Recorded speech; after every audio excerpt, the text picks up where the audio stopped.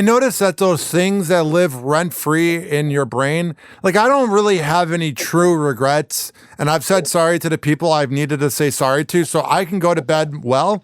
But I notice all the flashbacks during the day, man, when I'm driving in traffic, when I'm at work, when I'm talking to you right now, I don't think about it. But when I'm laying in bed by myself, or even if I'm laying next to somebody and I'm with my cat and I'm about to go to bed, dude, I've had this thing recently where I've been like seeing my life flash before my eyes, and I'm thinking about memories from 7 years ago. I don't know if it's because I'm getting older, but it's been like hitting me at night when I'm about to go to bed.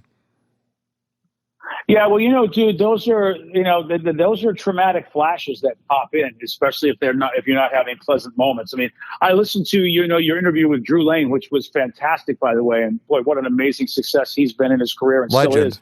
And you were talking about like what happened between you and Mike Calta and how, your ex-girlfriend was on the air and they sort of talking about your life. And, I mean, I have a good relationship with Mike Calta. I mean, we we'll go back and forth a couple of times on social media. He has a lot of respect for me. I got a lot of respect for him. We've been on panels together. And I would say for me, I wouldn't have done that. I don't know what led to all of that, but I think, man, this is a guy's life and you're bringing and this is like real people, real lives. And I used to do stuff like that. So that's why I can't say it was wrong for that to be done. I just know today I wouldn't do it because I know the pain I felt of having to realize the damage I caused by doing the kind of radio that I did. And I did that kind of radio. So I'm surely not going to judge anybody for it. I just know where I sit today. When I heard you tell that story, I felt so horrible because it reminded me of all the times that I did similar radio, and I would justify it by saying, this is what you got to do to get ratings. And I can sit here and go, that might have been slightly true, but that wasn't completely true. There were other reasons I was, it's a tough thing, man. I just had to speak out because people can listen to it if they go on my podcast channel or on YouTube, because I don't want to keep. Listen to it, people. It's good. It's good. I just don't want to become like John Melendez and other guys like that, where they keep talking about Stern or they keep talking about Rover and all these people that like former co-workers will talk about the shows for clicks. Like that's the one and only time I'm going to talk about Calta. But it's like, bro, at some point I had to get my side out, because when I'm still talked about for 2 years and people are coming up to me and tweeting at me and they don't know how things really went down, that's when like I don't like talking about other people, because I was made fun of growing up and I try to be very low key as possible. But sometimes, dude, when the opportunity is there and you keep getting brought up on air, you have to speak out, because then you look like a pussy and a bitch if you don't. And I'm not trying to sound like toxic and like manly, but at times, bro, like you gotta speak out when your reputation, because you can't like sue somebody, because like the radio guys in this town that have gone through lawsuits over words, that makes you look like you can't handle it. You got to defend yourself and speak up, and then not do it again. You know what I'm saying? Like not do it to others and not keep talking about it, because then you're just doing it for clout. Like if I were to keep talking about Calta over and over, then at some point it's like, well, Hoppy, you got to move on. You know what I'm saying? Yeah, and look, you feel that in your own body, Hoppy, just as human beings. I sure as heck am not going to tell anybody how they need to address things in their life, especially in our business, because, you saw me in 2008. You saw those vlogs. There's a lot of stuff that happened on my show that people don't know what really went down. And I, like you, I used to get pissed because listeners would come up to me and complain about certain things. And I'd be like, look, dude, and in my mind, I'm like, they have no idea what's going on. I look like the bad guy here, when in reality, that is so not true. And I really couldn't say anything because, companies, when things happen, companies will go, look, you work for us and we're telling you not to mention anything about it. And I go, yeah, but I'm getting my ass kicked. I'm the one taking all the arrows here. And, because there's no information, I look bad. So I get it. Hoppy. You just sometimes got to go out there and say, hey, this is what happened. And I'm tired of people coming at me with untruth. And I will say this as well. I'm just going to throw it out there. And this is a general statement. I'm just going to make this general statement, and maybe this is going to piss off a lot of other broadcasters, but I don't care, because I just feel like it's 2024, if you're doing the kind of radio where you got to make fun of somebody, especially somebody who used to work with you and they're not there anymore and they're struggling and just trying to get a job in a business that could use people that want to be in the business, if you're just like using material about them, making fun of them, I would say, is that the best you got? Then you're a bad broadcaster. You're really bad at your job if making fun of former employees is the only way that you can entertain. And if your listeners are entertained by that, then you have really low-lying fruit, uneducated, and frankly, not listeners that I want. I wouldn't want those listeners. I mean, to me, I would just think those listeners deserve a better form of entertainment. And I'll stand by that. And look, I used to be that guy. And I was schooled by people, thank God, mentors got to me and said, are you going to be a low-level broadcaster all your life, BJ? Are you going to find the top of your game and then come from that place every time you open that microphone? And that's what I was challenged to do that. And it does surprise me, all these people that are still doing that kind of radio, like Hoppe, my God. It's just like, I don't know what you're doing now. It's like, move on, America. It's like, all right, well, the Hoppe's doing that and whatever, it's done. But if people are still talking about you years later, especially from, a guy that you were on with maybe 10 years ago or a guy you were on with 3 years ago, yeah, that to me is just lame. It's just lame. And I would say that to anybody, my best friends in the business or people I don't know, I would say you could do better radio than that. Sorry, you can. And if you can't do better radio than that, maybe you should resign and let somebody take the job that can. But unfortunately, our business rewards the wrong thing a lot of times when it comes to broadcasting. I'm always dumbfounded by the people that have jobs in this industry. And then I'm dumbfounded by the people that don't have jobs in this industry. And usually I'm a bull in a china shop when I'm at my own place. And I think even iHeart Seattle is probably going like, wow, all right, well, why did we hire this guy? He's kind of just giving us a hard time about things.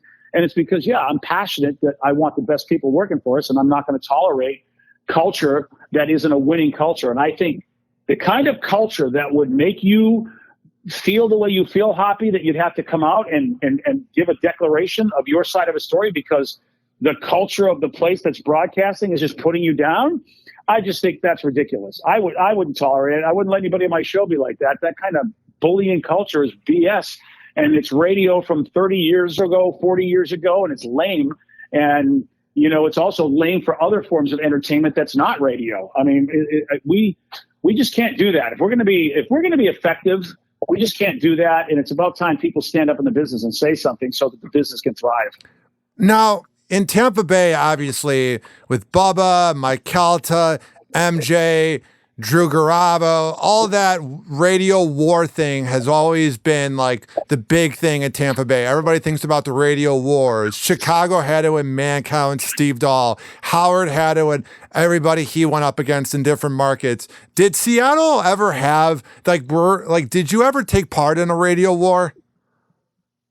It's interesting. Seattle's a very, very unique place. It's very collaborative. And when you think about the origin of the Seattle sound, also known as grunge, they all work together. So Seattle just wouldn't tolerate that kind of behavior.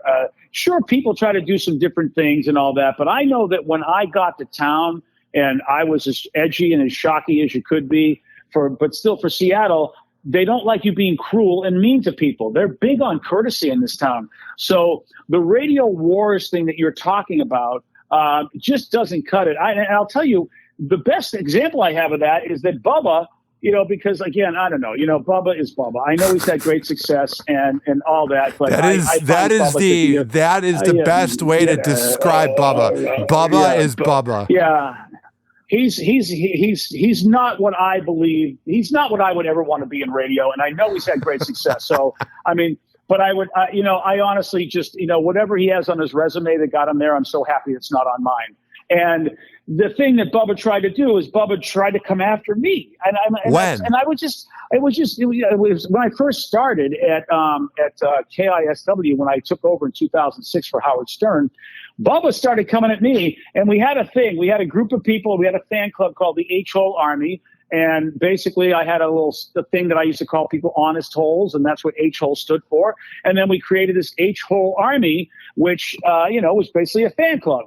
And then Bubba just started coming at me like, oh, you're ripping me up. I've got the Bubba Army. You've got the H. And so but he did it in such a Bubba way. And I'm just like a pragmatist, and I'm also very realistic, and I'm very honest. And so if somebody called me up and said, "Hey, I'll tell you what, Bubba says you're a thief," and da da da da da, and I'm like, I immediately just said, the problem with Bubba is that he doesn't think I'm going to be completely honest and authentic, because he can't be honest and authentic, just like a lot of radio talent who are shock jock a-holes, just like Howard Stern, who eventually had to be honest and authentic. I mean, Howard has recreated his life, but Howard wasn't always honest and authentic. And he's admitted that, and he's had to apologize to a lot of people because of the fact that he kind of wasn't as honest and authentic as he is today. And so I just basically answered Bubba, said, "Geez, Bubba, I didn't steal that bit from you. I stole that bit from Kiss, like the Kiss Army. Oh, wait a minute. They stole that bit from Arnold Palmer, the golfer, where he had Arnie's Army." And then I just said, how ridiculous is this Floridian idiot to think that I wouldn't say this? It's like, honestly, it's like, this is his show. This is why they pay him all that money, so he can be a moron and basically try to go after some guy in Seattle over a bit that he stole and I stole together. It's like, that's not our bit. That was neither one of our bits. No. And so that, that's why I look at that kind of radio and I go, your generation and Zoomers want authenticity. So that kind of radio is so stupid. It's just so stupid. And frankly, I got no time for it anymore. I just don't. So again, Bubba's Bubba, and, congratulations to whatever the hell he's doing. And, great. Now, I want to ask I want to ask you, now, when I've ever responded to Shane Rover French or Mike Cowhead Calta, whenever I tell them the true side, I literally don't hear anything back. Did you hear something back from Bubba when you responded, or did he kind of not respond? No, he's not going to respond because, Bubba is not somebody that can – he's just not going to be able to do that. I mean, I give Bubba credit. He knows what his strengths are. Here's what you never do in the world of battle and the world of debate is you never go to somebody's home field and fight them. And the thing is that I immediately established what my home field was, which is, dude, I'm not going to lie about anything. What do you want to know? I'll tell you exactly where I got this bit, where I got that bit. I made great friends with Kevin, with Bean from the Kevin and Bean show, because it used to be people would play bits and they'd steal them from other stations and they never give them credit. I used to take this stuff and I go on the air and go, "Hey, there's a great radio show down in California, and these guys do great bits, and I'm going to play it. I mean, I don't have permission, but I don't care. I'm going to give them credit, and hopefully they're happy about that."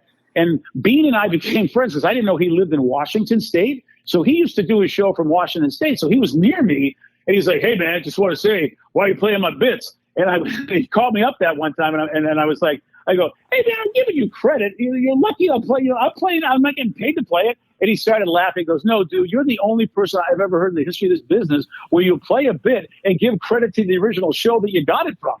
He says, "I love you. Let's get together for lunch." And Bubba knows that about me, if anybody, is that I am not, because that's the we school. The we school is be honest and tell the truth. Who cares? And Bubba's just not going to do that. He's not going to fight in that arena because he can't win that battle. Because he doesn't know what I'm going to say. He doesn't know what I'm going to be honest about. He also doesn't know what I know about him that isn't necessarily authentic. And he knows I'm going to spill all the beans about myself, which means why wouldn't I spill all the beans about him? And that just, a lot of these fake radio guys are just not going to fight that battle. So I knew I'd never hear from him again, but he stopped bothering me.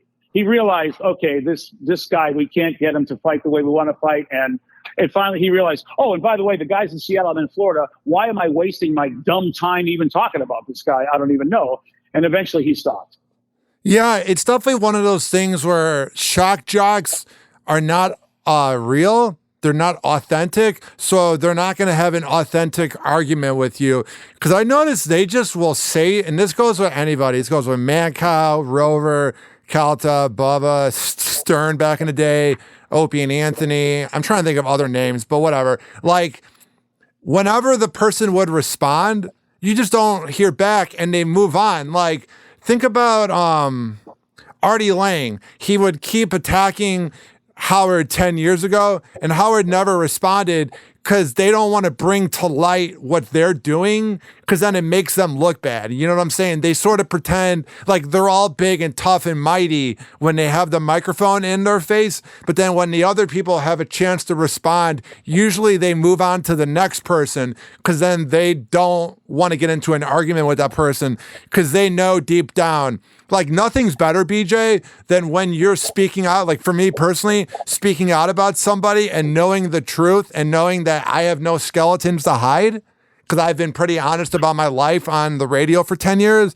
And that's the best feeling ever, is like throwing a bomb and knowing I don't do tax evasion. I don't cheat on my exes. You know what I'm saying? Like, I have nothing to hide. So I personally don't give a fuck what others say.